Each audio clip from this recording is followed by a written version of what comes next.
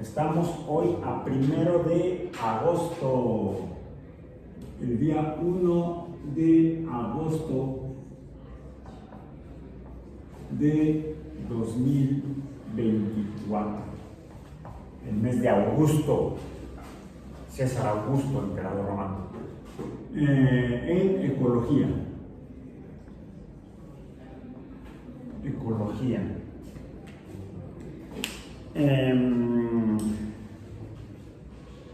Ecología. Y revisamos hasta antes del día de hoy los temas. El primero fue la primera unidad, los conceptos básicos de ecología y medio ambiente, la ecología y las ciencias afines a la ecología, qué son los ecosistemas, qué son los factores que limitan a los ecosistemas. Ahí hubo una actividad práctica que podían hacer en su casa. Luego vimos que dependiendo de los ecosistemas están formados por organismos que cuando son iguales y se reproducen les llamamos especies. Los grupos de individuos de una especie son las poblaciones, pero hay más de una especie o una población viviendo en un lugar sobre la tierra. Eso sería una comunidad. El lugar donde viven es el hábitat, y la relación entre el lugar donde viven, lo que hay, el hábitat, y los organismos, las poblaciones y comunidades que viven ahí son los ecosistemas. Y el que estén ahí depende de lo que hay. Si algo falta o hay poco, limita la cantidad de individuos, organismos o incluso especies que pudiera haber ahí, es decir, poblaciones. Así encontramos ecosistemas en los que hay muchas poblaciones, las comunidades tienen muchas especies, y decimos que esos son ecosistemas ricos. Mientras menos especies o poblaciones haya en un ecosistema, en un hábitat, pues habrá entonces ecosistemas menos ricos o más pobres. Esto depende de lo que haya, y eso limita el número de especies y por tanto poblaciones que pudiera haber en diferentes lugares para formar diferentes ecosistemas, o estarían formando diferentes ecosistemas. De lo que dependen las especies, los individuos, le llamamos factores. Algunos son de origen natural, se encuentran en la tierra desde que se formó, y a eso le llamamos factores abióticos. Otros los producen los mismos organismos. De hecho, el que haya un organismo que pueda ser comido por otro organismo significa que el segundo organismo depende del primero, y entonces se trata de un factor biótico. Todo lo que son y producen los organismos en los ecosistemas son factores bióticos para las diferentes poblaciones. Incluso no porque un organismo se coma a otro, sino lo que deja un organismo, los productos del metabolismo de un organismo que terminan siendo excretados por ese organismo al entorno, pueden ser usados y pueden ser necesarios como nutrientes para la supervivencia de otra especie. Entonces se trata de factores producidos por organismos usados por otros organismos para su supervivencia. Entonces a eso les llamamos factores bióticos, y dependiendo qué tanto haya de ellos, se limitarán la posibilidad de que haya más, tanto individuos de una especie como especies en un ecosistema. De eso depende también entonces cuántas especies podrá haber en un ecosistema. Si es muy rico o es pobre el ecosistema, a esa cantidad de especies en un ecosistema le llamamos diversidad biológica o diversidad ecológica. Ahora, hace 300.000 años por lo menos se formó por evolución, por selección natural, una especie a la que llamamos Homo sapiens. Esa especie, Homo sapiens, y déjenme Parece que se me está amolando la garganta. Voy a estar retirado de ustedes porque parece que mi esposa me contagió de alguna enfermedad respiratoria que afecta al tracto aéreo, entonces necesito lubricarlo con mi café de la mañana. Lo necesito. ¿Será un factor de qué tipo? ¿Biótico o abiótico? ¿Abiótico? Sí, ¿por qué sería abiótico? Es café. Bueno, no es negro. Bueno, sí es café negro. Bueno, la materia prima del café sería abiótico, ¿no? La semilla. La semilla o grano de café, de la planta del café. Ese sería abiótico. ¿Y el proceso que cómo llegó el café aquí adentro? Con agua. Bueno, estaba la semilla, la tostaron en algún lado, la compramos mi esposa y yo, la molimos en casa, tenemos un pequeño molinito, ahí ya no la compramos el café molido, sino lo molemos, lo molimos, lo pusimos en una coladera y le echamos agua caliente, pero en un aparatito automático. Entonces se puede hacer a mano o que lo haga una máquina. ¿Sí? Es lo mismo. ¿Sí? El agua sería principalmente abiótica, pero el grano lo produce, es una semilla que produce una planta. Entonces, lo que hay aquí es consecuencia, es un producto elaborado por personas mediante factores bióticos y abióticos. Como usamos el agua para hacer el café y usamos la semilla del café para preparar la bebida, esos dos factores, uno abiótico el agua, otro biótico la semilla del café, ya no son factores, sino recursos. Un recurso abiótico el agua, un recurso biótico la semilla del café. Bien, para tener lo que está aquí. Entonces tenemos lo que llamamos, ahí está en la naturaleza ambos. Son recursos naturales. Hay por aquí otro, pues para poder traer el café necesito un recipiente y este ya se hizo es metálico, no es de polímero de carbono, no es de plástico, es metálico este recipiente. Este sería un recurso natural, no, ya es un recurso artificial. Pero la elaboración de este recurso artificial requirió materiales en la naturaleza. Los minerales para extraer los metales a través del proceso de minería. ¿Hasta qué punto deja de ser un recurso natural y un recurso artificial en este proceso de la manipulación? Cuando de la naturaleza has tomado el factor recurso, porque lo usamos los humanos, y lo has transformado. Ya el producto de la transformación ya no es un recurso natural, es un recurso artificial. La roca en la montaña o en el subsuelo es un recurso natural. Cuando llega la maquinaria, bueno, la persona con pala en la antigüedad o con las manos lo tiene, lo pone en una hoguera para fundir el metal y recibirlo de alguna manera en algún recipiente. Hasta ahí son recursos naturales. Una vez que tienes el metal separado del mineral, ya semipuro o purificado, ese metal ya no es un recurso natural. Lo mismo aplicaría entonces para el agua y el café.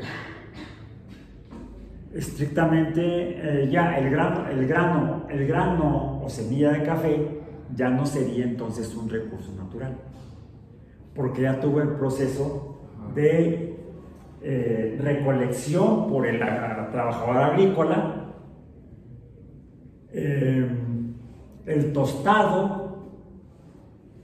y el embolsado. Eso ya son procesos posteriores a la recolección. Entonces, el grano de café que yo usé para preparar el café es un recurso natural, ya no. Procede de un recurso natural, pero ya en el súper la bolsa de café es un recurso artificial, estrictamente porque ya fue procesado. Solamente entonces, si tuviéramos nuestro huerto familiar o colectivo, porque puede hacerse, y se juntan personas en una comunidad y cultivan plantas para repartírselas y quizá venderlas a otra comunidad humana. Recordemos que el concepto de comunidad humana es diferente al concepto de comunidad ecológica. Uno se usa en demografía, que es una ciencia, aunque no se llame logos, sino grafos, descripción de, es la ciencia que estudia el comportamiento de las poblaciones humanas, la demografía, que sería una ciencia derivada de la sociología. Sí, la sociología es una ciencia, hasta por nombre, es el estudio de las sociedades. ¿Sí? Por aquí algunos colegas, más bien suelen ser físicos, yo no me he encontrado ese tipo de comentarios entre químicos, pero siempre físicos, suelen decir, no es que los sociólogos no son científicos, como si son científicos sociales. No es que las ciencias sociales no son ciencias, es que no hay teorías sociológicas matemáticas. No, que no lee usted los diarios. Bueno, sí, mucha sociología todavía está en el estado en el que estuvo la física antes de Newton y Galileo. Está en sus estados primitivos, o han sido primordiales, iniciales.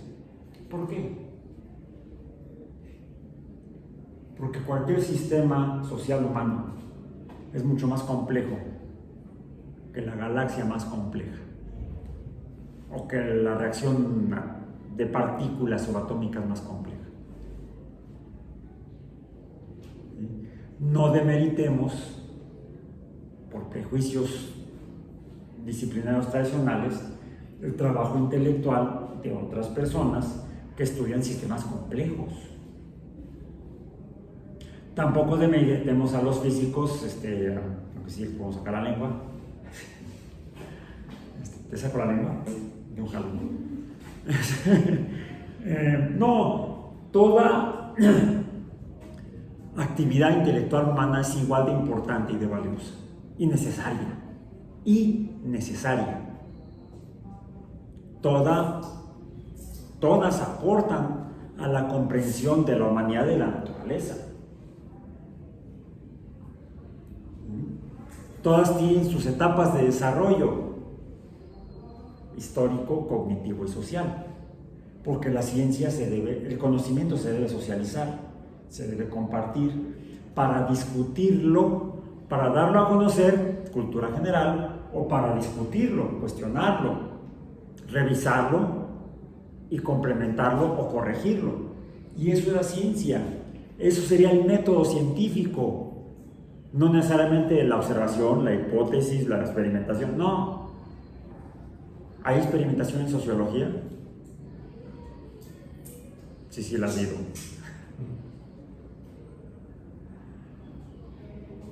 Y entonces tenemos que recurrir a la filosofía. ¿Cómo la ciencia?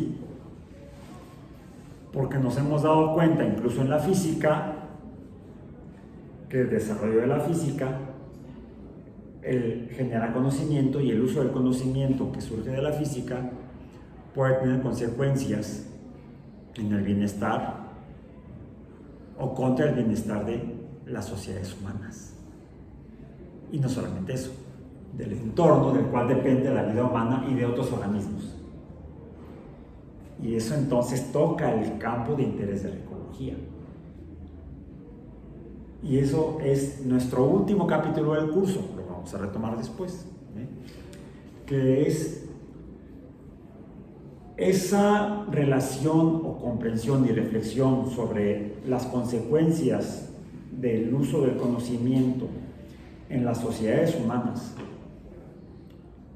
lo aborda la filosofía a través de la ética. ¿Vieron Oppenheimer? ¿De qué trata la película realmente? ¿De la bomba atómica? No. ¿De qué trata? ¿Realmente qué es lo que se mueve a lo largo de toda la trama? Las consecuencias en la sociedad. Las consecuencias de los actos de los físicos que participaban en el proyecto, centrado en Oppenheimer, en Robert Oppenheimer, en la sociedad y en él mismo. Cómo él, y sale la frase, él se considera el destructor de mundos. ¿Es eso científico? Estrictamente no. Es filosófico, es ético. Es tomar la conciencia moral de la responsabilidad ética de los actos y pensamientos del físico, del científico. Y así como le ocurrió a Oppenheimer a consecuencia de ver, de ver los resultados, el impacto y la consecuencia del proyecto que él encabezó en la población japonesa, en los civiles, y vislumbrar lo que podrá suceder después, ha sucedido en otros campos de conocimiento humano, de la actividad humana, incluso basada en ciencia y promovida por la ciencia. Forma parte del desarrollo de la ecología y de la relación de la ecología con la sociedad. De ahí de la toma de conciencia de que lo que usamos de la naturaleza, que son factores abióticos y bióticos, cuando los transformamos en recursos bióticos y abióticos, recursos naturales, ¿qué está sucediendo allá afuera? ¿Y qué está sucediendo con nosotros como individuos, miembros de una sociedad, de la sociedad humana, que dependemos de los factores bióticos y abióticos para nuestra supervivencia? Bien, bueno. ¿Y qué usamos? Ya mencionamos, ¿qué hay aquí adentro? Café. ¿Con qué se hace el café? Con agua. El café requiere agua y café. Pero también, ¿qué más? Calor. Calor para tostar el grano.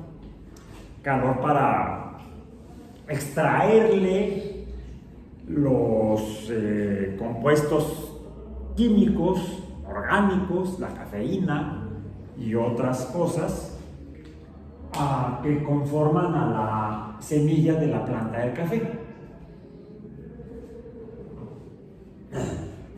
¿Cómo lo hacemos? Con calor. Técnicamente podemos vernos muy mamones, muy científicos, y decir, es un extracto térmico acuoso de café, de semilla de café. Un extracto térmico acuoso, que significa que con agua caliente le saqué lo que tenía dentro de la semilla.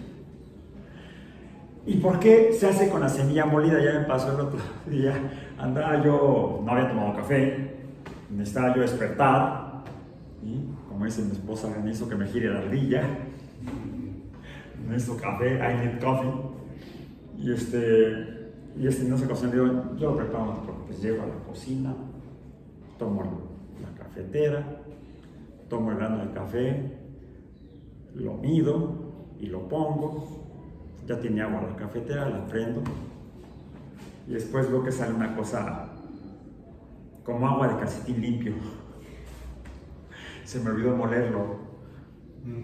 Puse el grano completo en el filtro. Lavé el grano de café. Ya lo saqué, lo puse a secar, tomé otro, lo molí, lo puse. ¿Por qué la diferencia?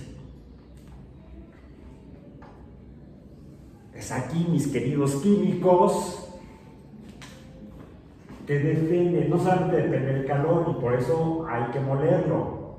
El café se muele, lo cual es una acción física de fractura, por eso se tuesta el grano de café, para hacerlo un sólido no deformable, casi como si fuera una roca, una piedra, porque los sólidos deformables solamente, bueno, esta gorra es un sólido deformable, ¿sí? Ahí está, se deforma, le aplico una fuerza, se deforma. Bueno, afortunadamente no es la pantalla, sino el protector de la pantalla. ¿Cómo está? Roto. Está roto. ¿Por qué está roto el protector de la pantalla?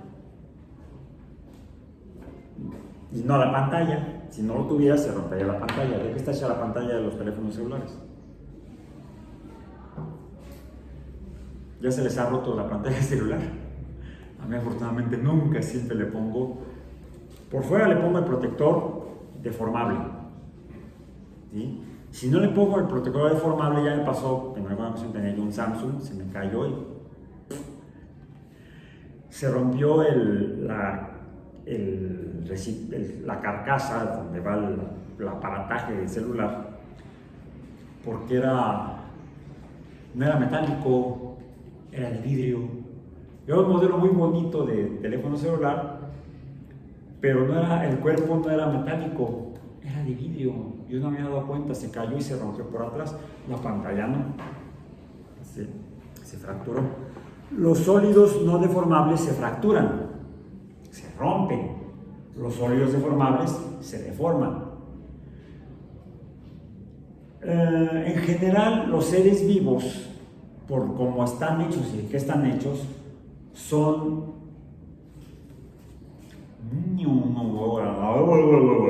deformables, ¿sí? Los tejidos biológicos son deformables, pero en algunos organismos no todos los tejidos son deformables.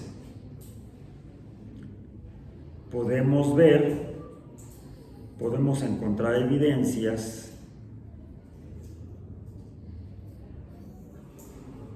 de que no todos los tejidos biológicos son deformables. Si lo ven, para que lo vean mejor. ¿Qué se ve abajo en el mentón? Sí. Me tiró mi perro. Cuando me jaló, salí volando y caí de mentón en el piso. Volé como 5 metros y colisioné con la tierra. Fractura múltiple de maxilar, aquí, los cóndilos de los 2 lados. Fue emocionante. Bueno, afortunadamente se puede reparar. Soy el hombre biónico.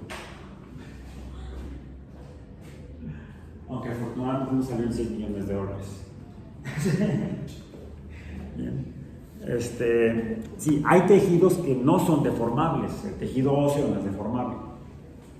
El exoesqueleto de algunos invertebrados no es deformable. Y de los cangrejos, la concha de los cangrejos no es deformable. La concha de los moluscos, tanto los bivalvos, las almejas, como los caracoles no son deformables. Por eso se fracturan, se rompen, ¿sí? Pero el resto de los tejidos son deformables. ¿De qué están hechos?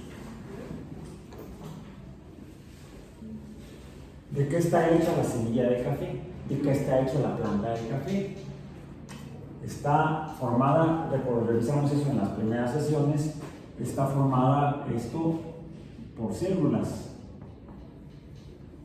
¿Sí? Las características de los seres vivos en la Tierra es que están formados por células. Y de hecho, el primer paradigma o teoría fundacional de la biología como ciencia es la teoría celular. Todos los seres vivos están formados por células. Eso ya lo hemos hablado múltiples veces hasta el cansancio. ¿Sí? ¿Y cómo están hechas las células? ¿De qué están hechas las células? Eso se descubrió apenas a principios del siglo XX a través de la microscopía electrónica y la química. Podemos tomar un fragmento de una planta o un tejido de una planta, podemos desmenuzarla y podemos hacer un análisis químico separando sus componentes. En el caso del café lo hacemos con calor y agua, por eso se llama un extracto acuoso térmico. Térmico porque se hace con agua caliente. Si lo hacemos con agua fría no sucede tan fácilmente, y lo hacemos con agua, en este caso, para poder tomarlo. En otras ocasiones y en otras situaciones no se usa agua para obtener extractos de plantas, incluso para consumo, o para que le dé sabor al líquido que vamos a tomar. No son, bueno, hay, ¿cómo dice la publicidad? Todo con medida, nada con exceso. ¿De qué estoy hablando? Bebidas alcohólicas. De hecho, hubo una etapa en la historia de la humanidad, sobre todo en el continente europeo, en el que era más sano tomar alcohol que tomar agua. Tomabas agua, te morías. Tomabas alcohol, pues morías feliz. Bueno, todo con medida, nada con exceso. Dicen que Tycho Brahe murió de una... No saben si fue congestión alcohólica o congestión por alimentos. El caso es que se murió después de un bacanal. ¿Sí? Ahora está toda la gente indignada con él. Fue un bacanal, no una cena. Bacanal. Bueno, entonces, porque en el agua algunos de los descubridores o promotores de la teoría celular en el siglo XVII que encontraron, siglo XVII básicamente, a través del microscopio, ¿qué fue lo que vieron en el agua? Microorganismos, bichitos, diríamos en español mexicano. En el agua hay microorganismos.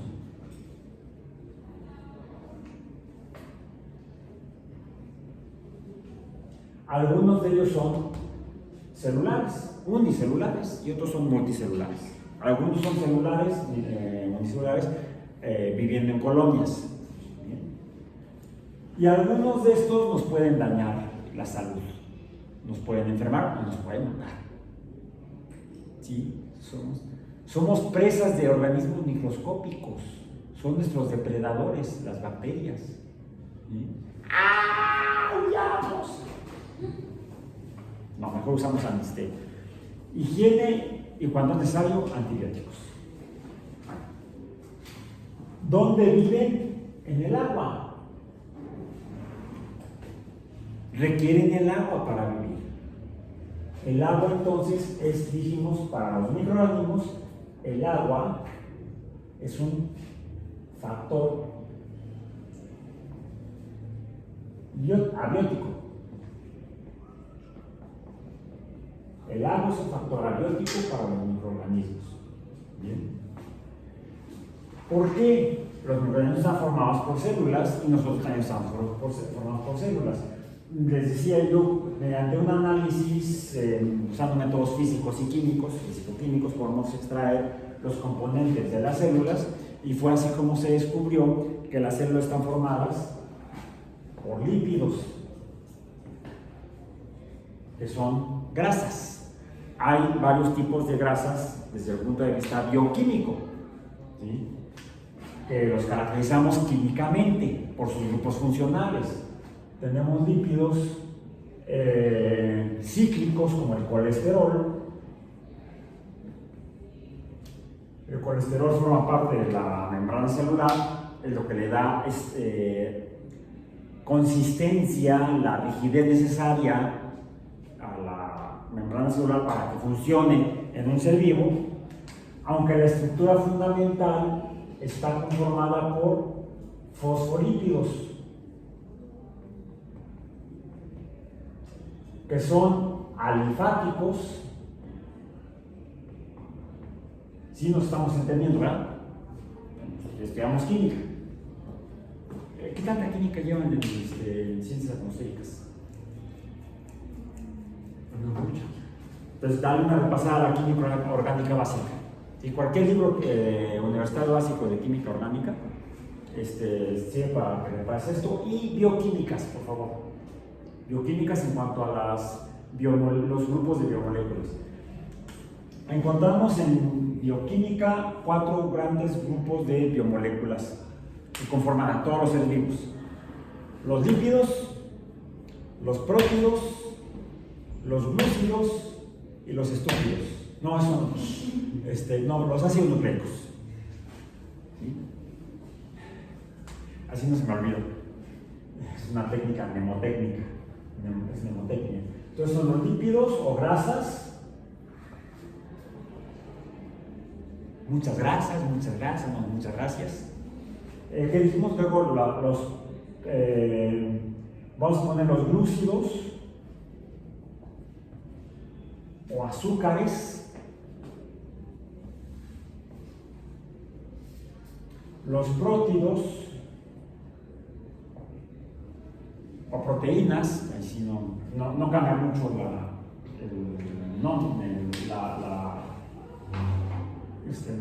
palabra. ¿Sí? De lípido a grasa, pues hay una diferencia muy grande entre ambos vocablos, igual glúcido y azúcar, pero entre prótido y proteína, pues nada más cambia el sufijo. Sufijo, mefijo y el prefijo. Y los últimos son los ácidos nucleicos. Bueno, bien.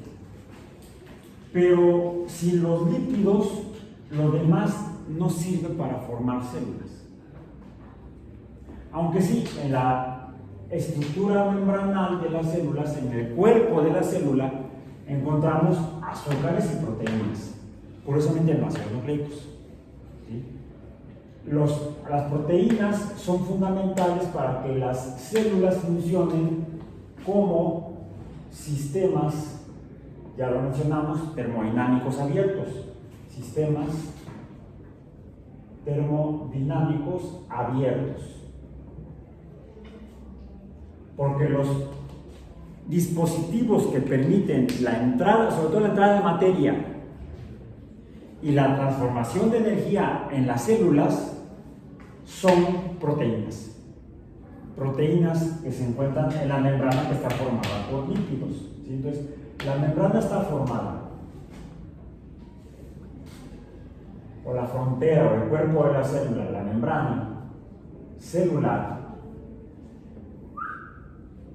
está formada por lípidos, fosfolípidos y colesterol, por proteínas y por azúcares. Las proteínas son los sistemas de comunicación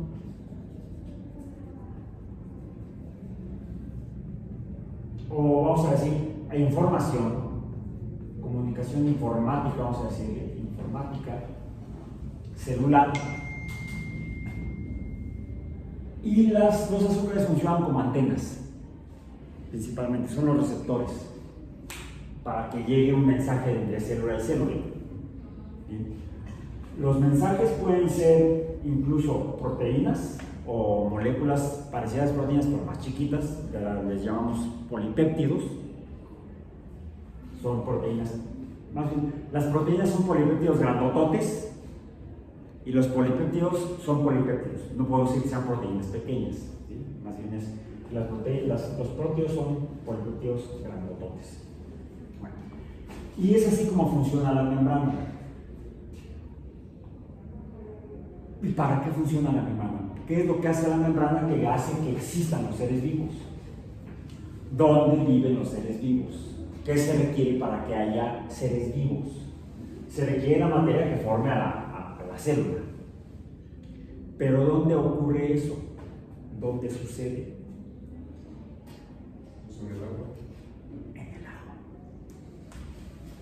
Porque todo esto existe, o se requiere para dar lugar a la célula que la podemos representar esquemáticamente, más o menos. Ya este pulmón está dando más de sí. Más o menos de esta manera se dibuja como una doble capa donde la cadena alifática o alargada de los lípidos están aquí a ambos lados de la superficie de lo que forma la membrana. La membrana es necesaria para que exista una superficie en los seres vivos básicos, que son las células, que permite los procesos metabólicos de transformación de energía y materia en los seres vivos, que es el mismo principio del cual depende la formación del café a partir de agua, café, calor, y el por qué debe ser molido el grano o la semilla del café. ¿Por qué cuando puse la semilla de café tostada en la cafetera sin molerla salió agua de calcetín limpio? ¿Cuál es la diferencia respecto a la semilla tostada de café molida? ¿Qué diferencia hay entre las dos? Una semilla entera y una semilla molida. La superficie de contacto. La superficie de contacto con el agua. Podemos imaginar una semilla de café como un balón de fútbol americano, o sea, más o menos ovoidal, con la ramita en medio y medio plano. Bueno, como medio balón, porque ya ven que es como curva de un lado y plana del otro, más o menos, ¿sí? Aproximando la forma de la semilla de café. Tiene más o menos esta forma. Vista de perfil, ¿sí? Vista por lo que sería la base, se vería más o menos así, como un óvalo con una ranura en medio, que sería vamos a decir, la vista ventral, y esa sería la vista de perfil.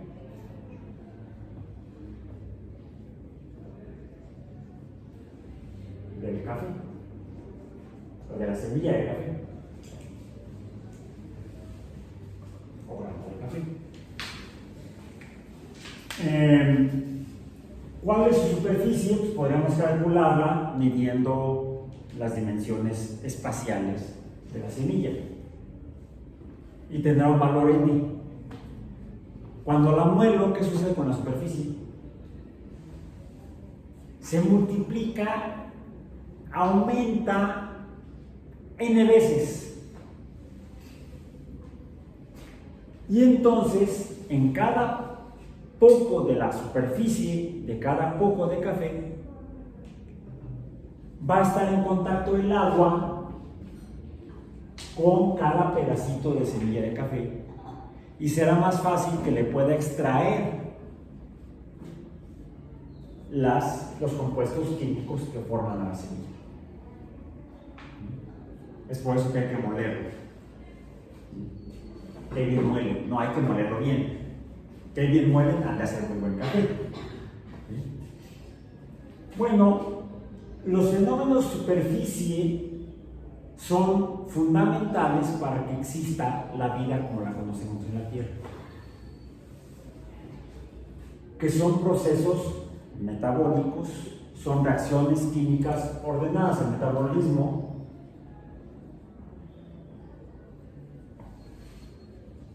podríamos decir que es un algoritmo o es una serie de instrucciones ordenadas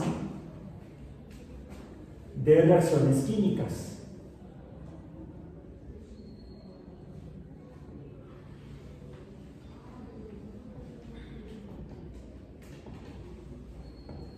¿Y qué necesitamos para que las reacciones químicas ocurran más eficientemente? Que la cinética sea rápida y no lenta.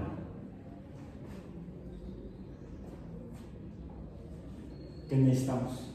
Calor. Calor. Bueno, primero que no esté a 273 grados Celsius negativos, o sea, 0 Kelvin, porque en 0 Kelvin no hay energía, nada sucede. Bueno, sí, porque si son menos 273 estaría a le faltarían 0.15 grados Celsius para que llegara al cero absoluto. Recuerden que el cero absoluto es menos 273.15. Es un número que no se olvida cuando estudias termodinámica. Cualquier cosa que esté por arriba del cero absoluto, 0 Kelvin, es un algo donde hay energía, donde las cosas pueden suceder.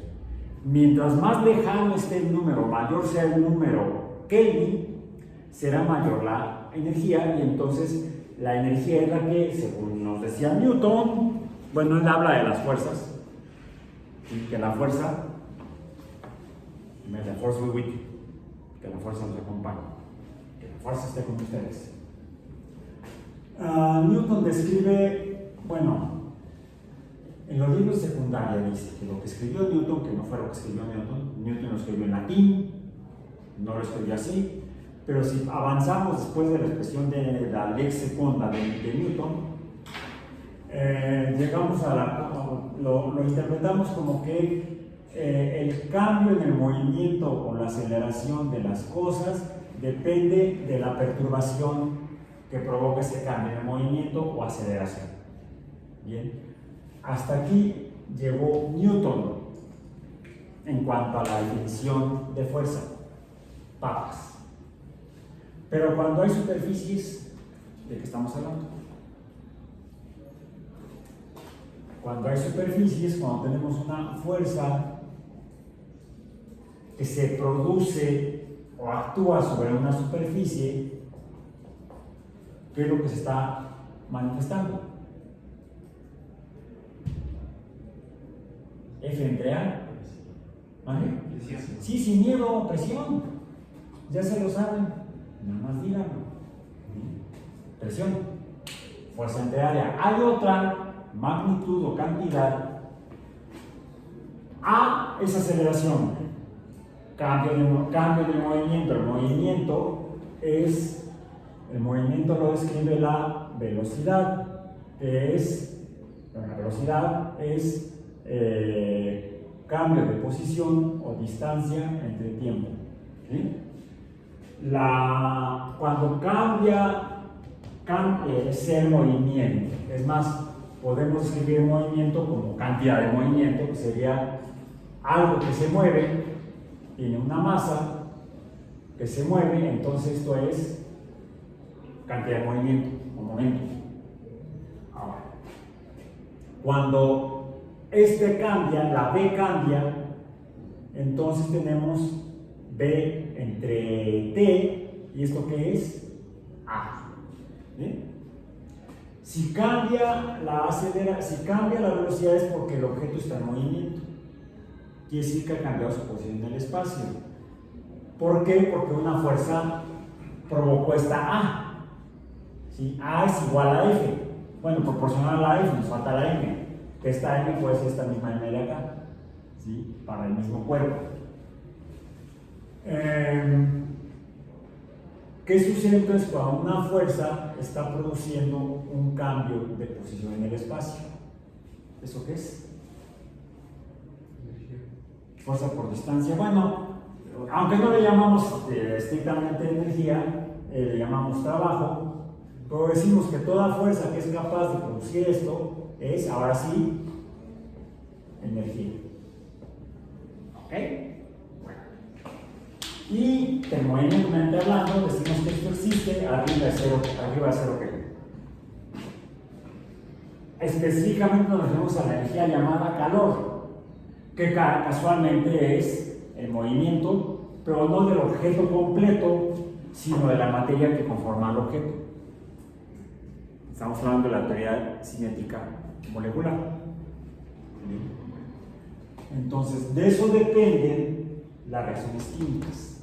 Las reacciones químicas dependen de la temperatura. En otras palabras, bueno, nos falta definir temperatura. ¿Qué caramba es temperatura? La temperatura es si algo cambia, por ejemplo, no de posición, bueno, sí de posición, pero no en una dimensión, sino en 3 dimensiones. Cuando algo cambia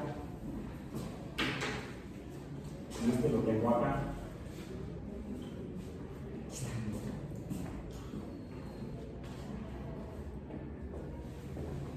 Látex ocupa este espacio y cada poco de látex está unido a cada poco de látex y está ocupando este espacio. ¿Qué sucede? ¿Qué sucede ahora? Cada poco de látex cambió de posición en el espacio.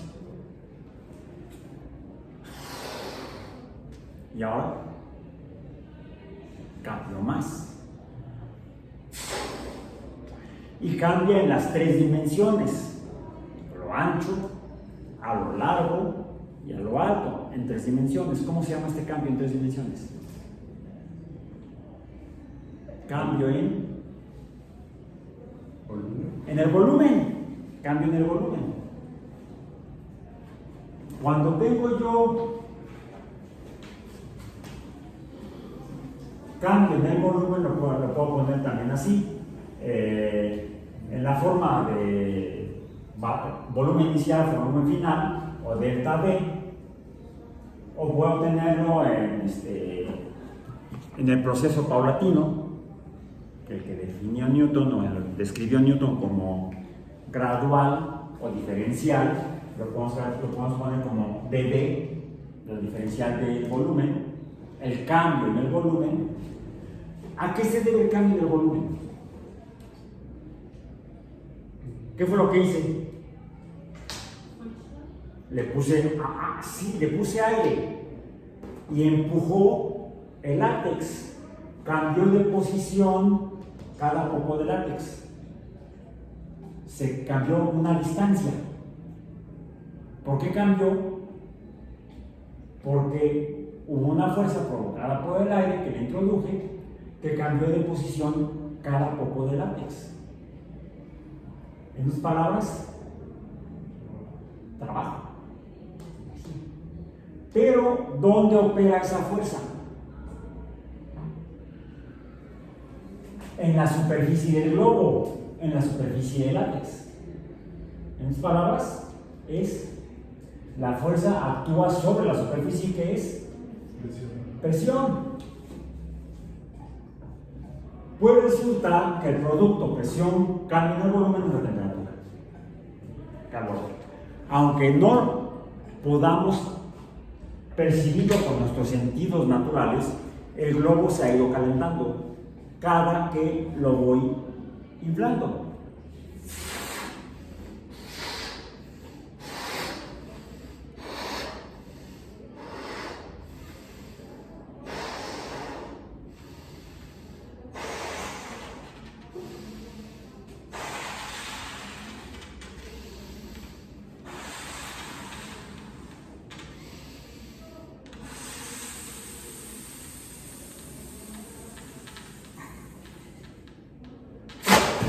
Dejémoslo así,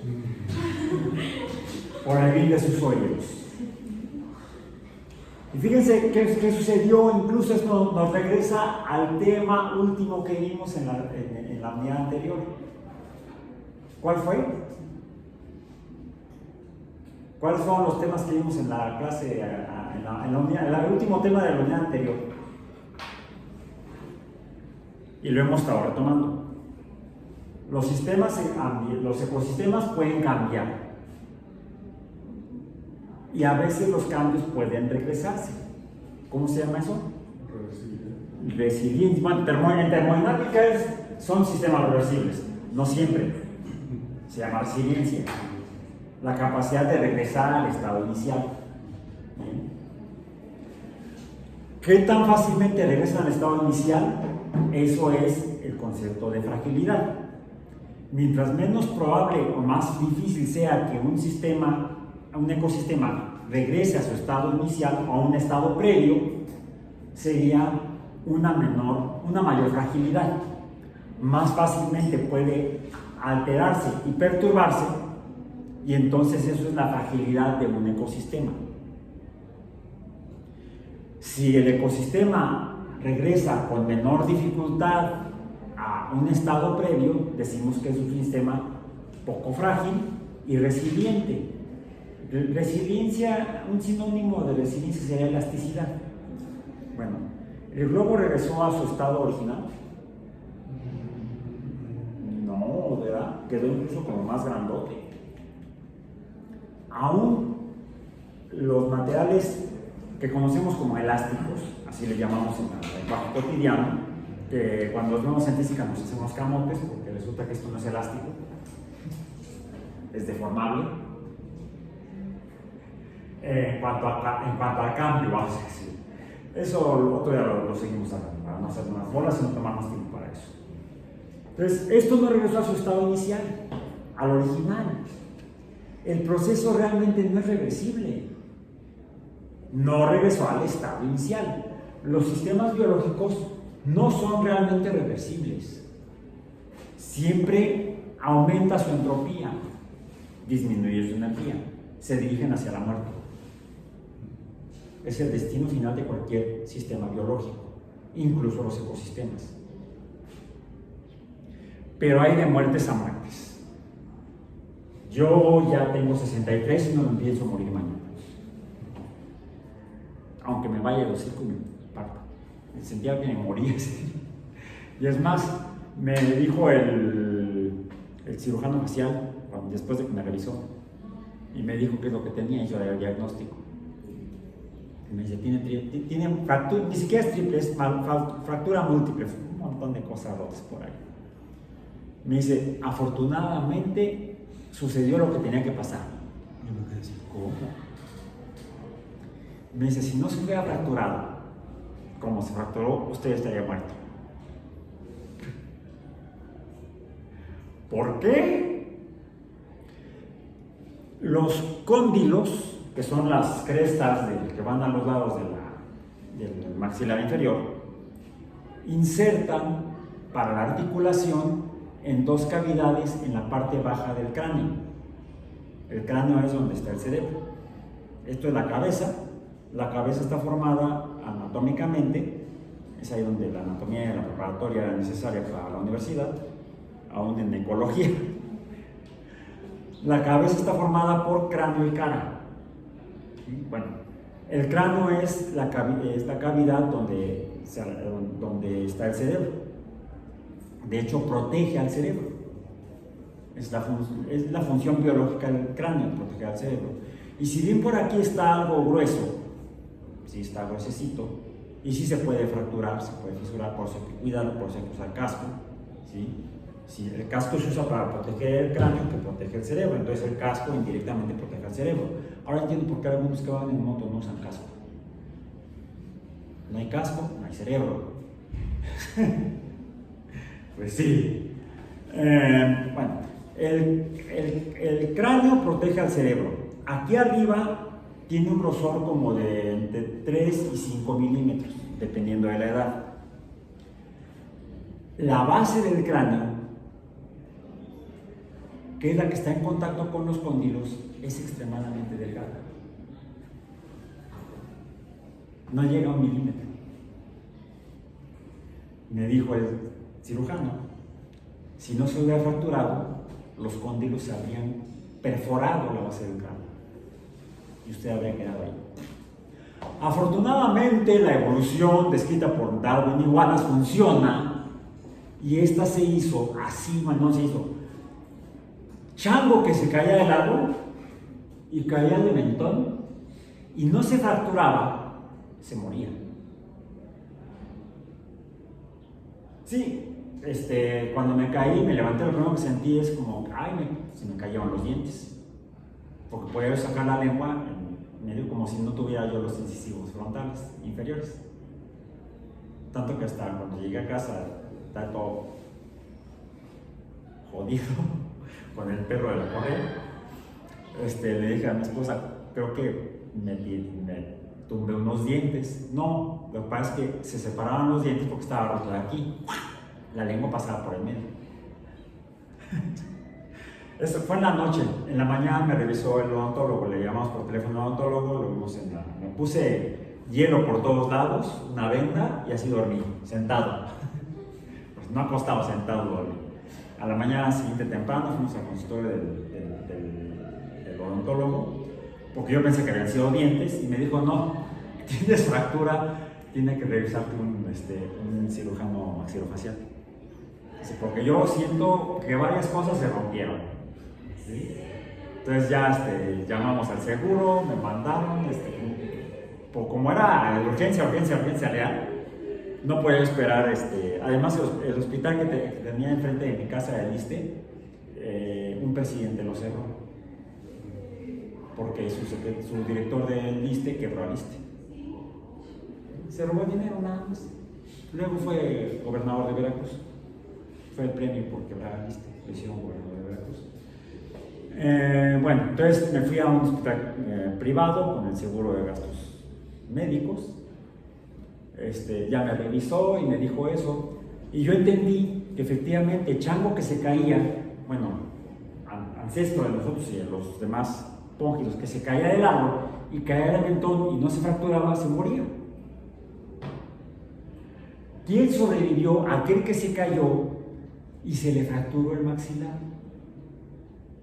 Y sí, si no lo hubiera arreglado un cirujano, pues, la fractura hubiera cicatrizado, habría quedado todo chueco, pero funcional, no me habría muerto. Mejor que me lo arreglaran y sí quedó menos feo de cómo estoy. ¿Sí? Porque sí podía yo mover el maxilar, medio tronaban las cosas por ahí, pero se podía mover. ¿Sí? Hay evidencia paleontológica y antropológica, no solamente en humanos, sino en otros mamíferos, que muestran que cuando los mamíferos viven en manadas, en grupos, y alguno de ellos se lesiona, por ejemplo, tiene alguna fractura, se han encontrado fósiles de huesos de mamíferos donde el hueso estaba se fracturó y la fractura cicatrizó. Y todavía hubo un crecimiento de hueso, que dice que el individuo no murió a consecuencia de la lesión. Vivió más tiempo todavía, principalmente cuando se trata de organismos o de especies que viven en congregación, en grupos. Se ayudan unos a otros. Nada de que podemos vivir, no necesito de nadie, ¿no? Te pasa algo, te mueres. En cambio, parece que así como se transmitió en la evolución la capacidad de sanación de las heridas de manera natural, parece que también se produjo por esas mutaciones en el genoma y en las proteínas, ácidos nucleicos que codifican las proteínas. De alguna manera está codificada en nuestro cerebro la conducta de cuidado por los demás, de cuidado de las crías, de cuidado con quien me reproduzco y de cuidado del grupo. La solidaridad es una ventaja evolutiva en las especies que viven en grupos, las especies sociales que viven en grupos y que se ayudan unas a otras. Sí, estás fracturado ahí, pero pues puedes, aunque sean chopitas, pero puedes tomar. Sí, mis hijas se burlaban de mí porque después de la cirugía tenía yo que tomar chopitas. En fin, bueno. Entonces, pero todo nos regresa a cómo se formaban esos seres vivos que son capaces de sobrevivir a fracturas múltiples. Porque todos comenzaron como células, y para que las células se formen necesitamos no cualquier lípido alifático, sino los fosfolípidos que tienen un grupo alifático y un grupo PO4 con 3 cargas negativas, cargas eléctricas. ¿Y qué hacen las cargas eléctricas? Fíjense, las cadenas hidrofóbicas, o las cadenas alifáticas son hidrofóbicas. Si aquí hay agua, híjole, alguien trae un plumón, H2O, H2O, aquí hay agua, H2O, donde ocurren las reacciones químicas. Y aquí hay H2O, donde hay la materia que puede entrar, no sé, por ejemplo, el potasio, ¿sí? Que puede entrar antes, ¿no? A ver si luego está como el mío. Poquito que pinte nos va a ayudar. O podemos decir, está la proteína. O aquí adentro se quedó atrapado el sodio y el sodio sale. Bueno, estas cosas son proteínas. Las proteínas, pues, son los sistemas informáticos. Permiten la comunicación de la célula con su entorno y con otras células. ¿Sí?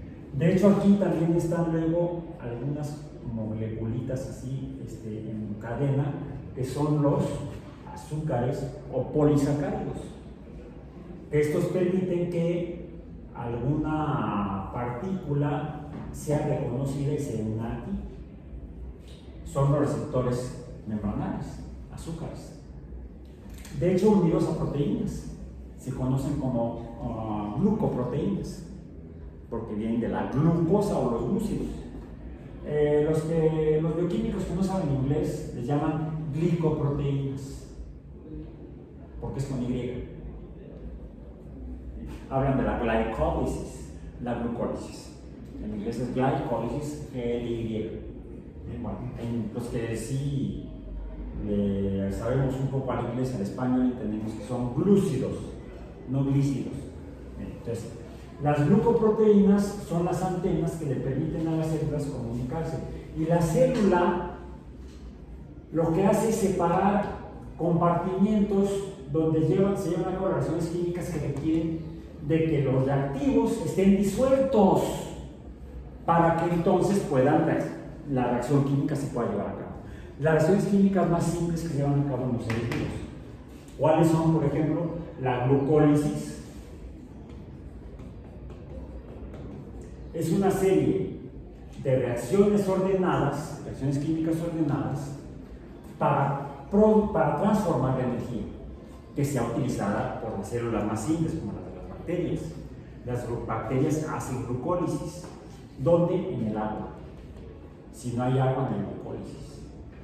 Por eso el agua es fundamental para que haya vida. Es un factor abiótico fundamental para la formación y existencia de vida.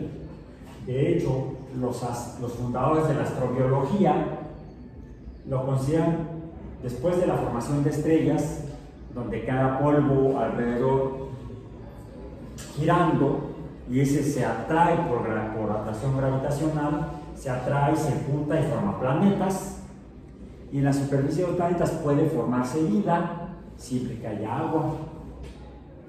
En astrobiología, con esto voy a cerrar la sesión de hoy, en astrobiología, que nos explica por qué hay vida en la Tierra y por qué podría haber vida en otros planetas, en la galaxia y en otras galaxias, define lo que llama la zona habitable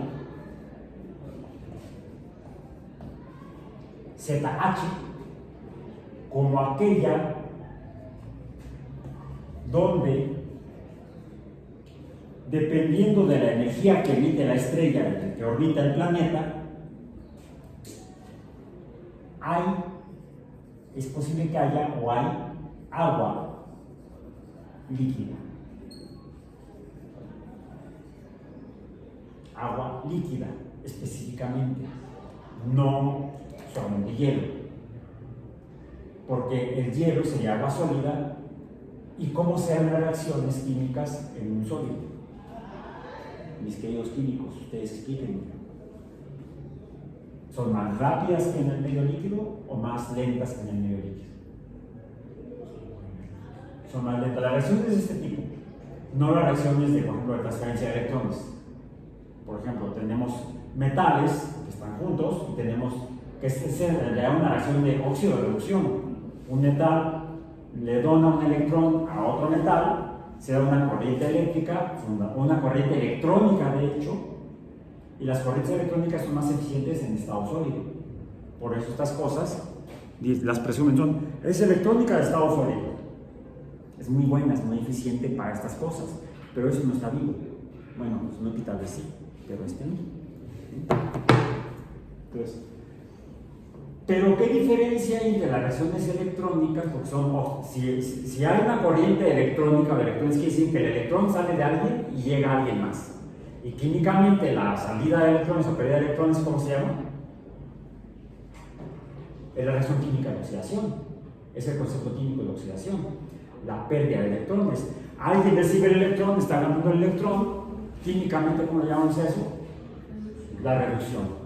Si alguien se oxida es porque alguien se está reduciendo, si alguien se reduce es porque alguien se está oxidando. Por eso es que estas cosas terminan por dejar de funcionar.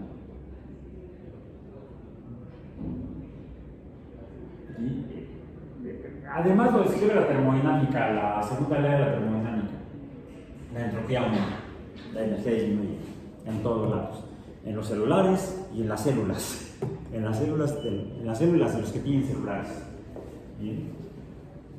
Entonces, es por eso que el agua es fundamental para esta vida. Los más conscientes, además de los ecólogos, son los astrobiólogos. Y es por eso que, que además de que el agua es un factor para cualquier ser vivo, y el agua, para que exista el ser vivo, al menos en la Tierra, que está formada por células, está formado por fosfolípidos, porque los fosfolípidos, al tener una región hidrofóbica, tiende a separarse del agua. Y el grupo fosfato del fosfolípido tiene carga eléctrica negativa, que significa que puede tener interacción electrostática con los hidrógenos del agua, que tienen una carga parcial negativa, debido a la polaridad del enlace oxígeno-hidrógeno. Siendo el oxígeno más electronegativo que el agua, entonces los electrones de enlace están más hacia el oxígeno, tiene una carga parcial el oxígeno negativa, y el hidrógeno entonces tiene una carga parcial positiva. Como la molécula de agua además no es lineal, no hay un hidrógeno aquí, otro hidrógeno acá y en medio el oxígeno, sino que en realidad están los átomos de hidrógeno separados, déjenme ver, más o menos así. No así, ni así. Aquí serían aproximadamente, ¿cuánto están separados mis brazos? En grados, el ángulo que forman. Estoy viéndolo en la imagen del video para que se vea bien. El ángulo entre mis dos brazos, ¿cuánto mediría? ¿Cuánto mide? 90 grados. Lo estoy viendo aquí. 90 grados. Inclínense, como le hiciste, para ver casi un sistema cartesiano, X y Y. Quiere decir que si el ángulo es mayor, como por aquí, más o menos ¿de cuánto es? Como de 100 y tantos grados. El ángulo entre este hidrógeno y este hidrógeno vinculado con el oxígeno, hidrógeno, oxígeno, hidrógeno, es de 109 grados aproximadamente en la molécula de agua. Eso hace que si aquí hay cargas positivas y aquí una carga negativa, de una resultante donde hay una carga positiva acá y una negativa acá. Hay un dipolo eléctrico. Por eso es que la molécula de agua es dipolar o polar simplemente. Por eso es que la carga positiva que estaría aquí se ve atraída con las cargas negativas del fosfato de los fosfolípidos y más empuja a que los lípidos se distribuyan en una doble capa. Decimos que las membranas biológicas son bicapas lipídicas y eso permite formar entonces vesículas o bolsitas en las que quizá hace 3.800 o 900 millones de años en la superficie de la Tierra, donde había agua líquida y había moléculas orgánicas que se formaron por radiación estelar entre los átomos y las moléculas que existen en el polvo interestelar, hayan dado lugar a moléculas orgánicas simples, incluidos lípidos y fosfolípidos, y con el pasar de los miles y millones de años, que es una cantidad de tiempo idiotamente grande, inconcebible en la cabecita humana, es posible termodinámicamente que por simple azar, aunque un teólogo me diga que eso no es posible, pero estoy hablando de termodinámica, no de teología,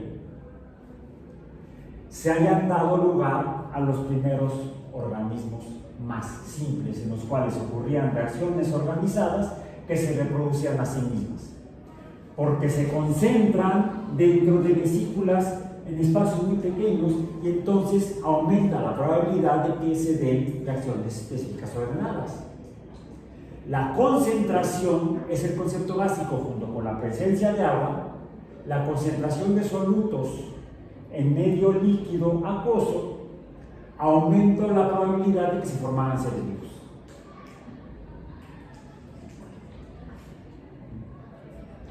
Y es por eso que el agua es fundamental para que se forme la vida y para que la vida permanezca después de al menos 3.600 millones de años. Y al menos aquí. Hasta que evoluciona, se forma una especie que anda en 2 pies, a veces usa casco, a veces no, dependiendo de lo que haya en el cráneo.